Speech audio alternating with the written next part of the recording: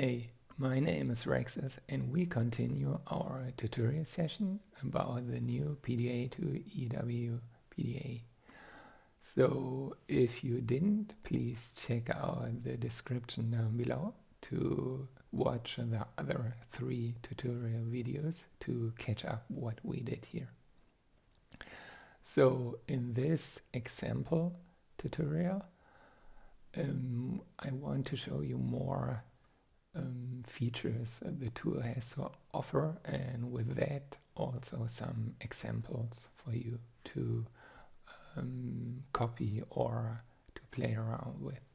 So we did in the last tutorial a very simple pizza delivery mission, but to give players an incentive for doing missions, it's always good to give them rewards, right? So for that, just click the plus button, and here you have a new type, and here a couple of options for this big object, for this reward object. You can either say item or type. I will explain both.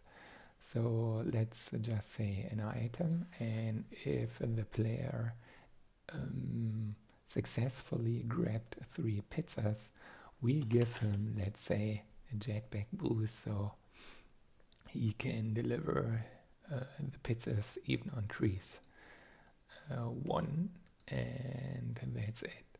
And additionally, the other thing I want to show you is the type. The type is quite a complex object, because you have, for example, the option to give the player Empyrion points, unlock points for the tech tree, increase his level instantly or set to a level target, give him reputation points for the 3 NPC factions, Polaris, Irex and Talon, or set him to a specific reputation target like 30k.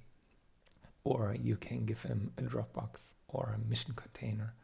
So let's do this here, and we want to drop the mission container or backpack from the sky, similar like loot crates in, I don't know, PUBG or so.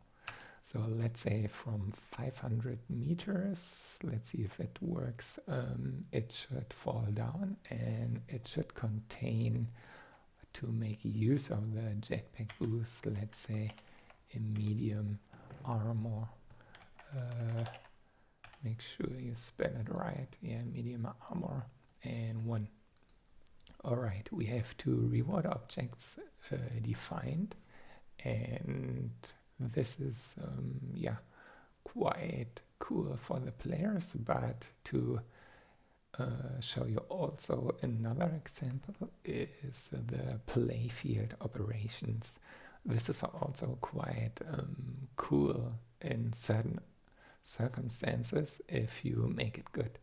You have to watch out to use Playfield operations most of the time with complete, not on activate. Alright, so to motivate the pizza boy, we spawn 1 Zyrex, minigun Zyrex, in 50 meters distance away from him. So he will speed up his pizza delivery, I guess. And this should be it. And yeah, we also set no skip, hide tasks. Yeah, let's do it and export to our eWPDA tutorial scenario. You can download, as I said in the previous videos. So, alright, and now let's start a new eWPDA tutorial scenario. Start, and that's it basically. This is how you work on your scenario and PDA. It's more or less a smooth integration. Alright, so we get greeted again, and let's check if our stuff worked. So let's see, we have the pizza delivery, and you see here in the middle we have rewards, the jetpack boost as we said, and the mission container here. Alright, let's see if it works, and we activate the chapter, and you see here instead of the previous video skip button, you have only a let's go. Alright, so we need 3 pizzas. Let's speed it up by flying down here to this skinny guy, and let's buy 3 pizzas, and you see, boom, go, go, go. Good job, pizza guy. Completed. So 2 things should happen now. For one, a mission container should fall down. 500 meters is quite a lot. It is, I don't know, I never tested 500 meters, but 200 or so, because of the render distance. It will also be visible on the minimap if it falls down.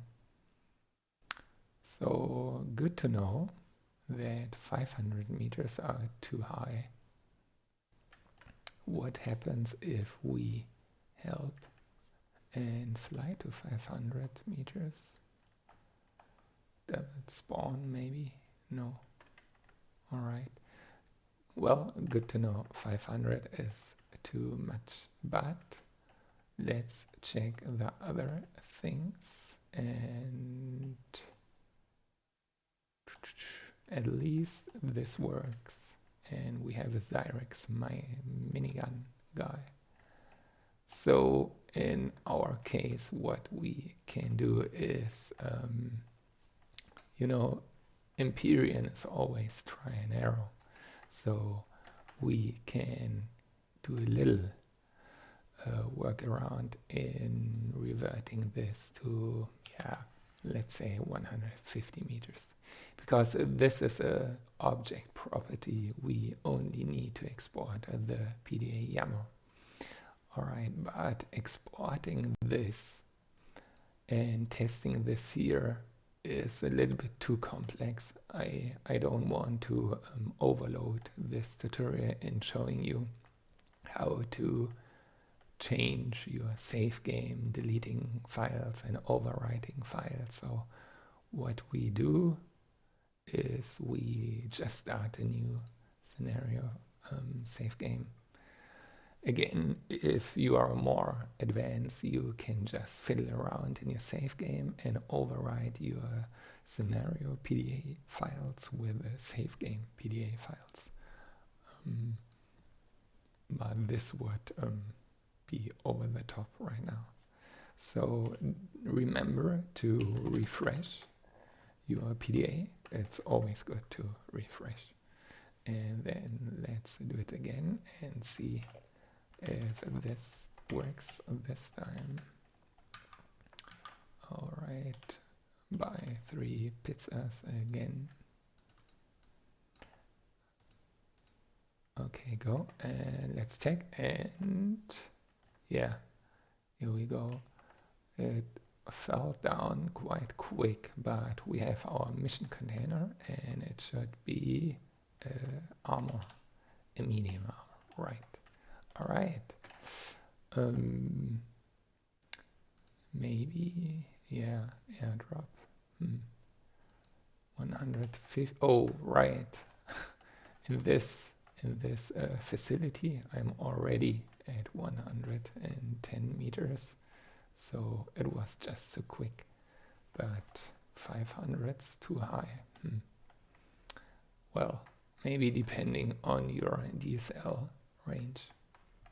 Anyways, so this is just a quick example how to use these 2 things, which is really important for basically many chapters or missions. But still, the most important thing is this here, the check. And I can't explain every check now because it would just be too long.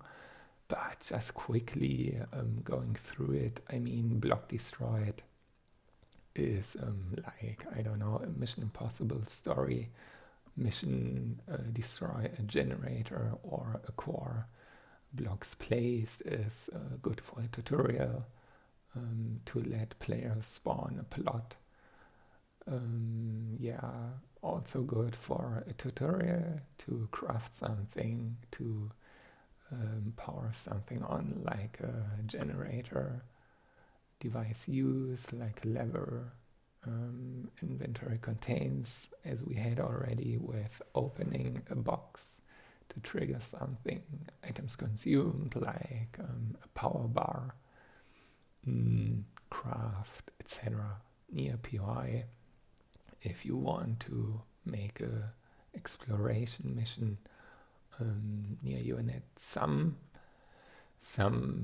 chapters, some checks are easy, but some require from you a little bit more knowledge, like the near unit one. It's very powerful, but it requires from you not only the PDA typing stuff and clicky picky, but also to work with POIs. If you really want to make good PDA missions, you always have a kind of a symbiosis about the PDA and the POI. Like the very simple pizza delivery mission only worked because I have set previously this trader here up to sell pizzas.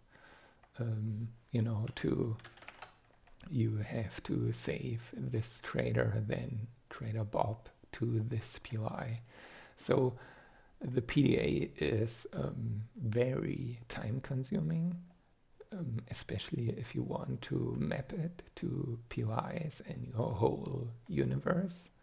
But yeah, very rewarding if you do. Alright, so yeah, as I said, I can't go over everything. Most of the time it's very self-explanatory, like the checks or properties in general, like if you want to have a player level restriction, when should it be activatable only by level, or if you want to chain chapters, if you finish chapter 1 it should automatically proceed to chapter 2, stuff like this. If it should be repeatable or not, it's quite simple, by the way. 1 means obviously you can only play this mission once, right? If you want to have it repeatable infinite times, you set 0. And if you only want to have it repeatable 5 times, then obviously 5. And here the delay and delay addition. This is, I'm using it very often for integration of the PDA and Stargate missions. So the player not only play the instance mission every now and then, but also have the support of the PDA, because it can precisely give him rewards. Yeah, basically that's it, I would say. As I said, just fiddle around with it and check out other chapters which are available here. And if you have questions or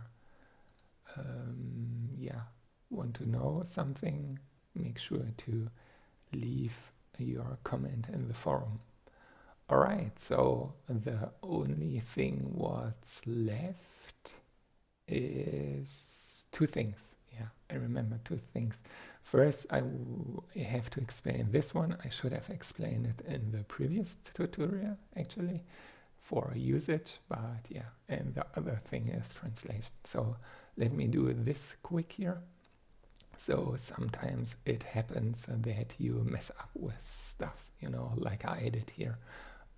we had a pizza delivery mission, you know, with inventory contains, but I fiddled it around. I messed up. But because we have no Control Z to revert, what you can do is you re-import your file.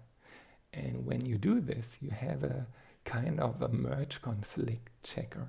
So it does say to you that on the right side, it has your file, which is what we want, and on the left side is what you changed, you know, what you maybe by accident changed. So what you do is just click the merge icon here, the arrow that you want your stuff from right to left. So you solve this merge conflict basically, and then you click done, and you say yes, you want to have this state here. And then once you do, you see it's fixed again. You have your contains count of an item. And for the CSV, it's similar. For example, if you mess up your text here, you could do Control Z, but you know, and you click here, you don't have a merge pop up. You know, it does not have a merge conflict checker. So this is just an override of everything. So you have your text back here. Yeah, all right, this is what I forgot last time. So this is very, very powerful. All right, so let's move on to the final tutorial about translations. This is very useful on multiplayer servers or in general if you want to support multiple languages. So yeah, see you in the last video and thanks for watching.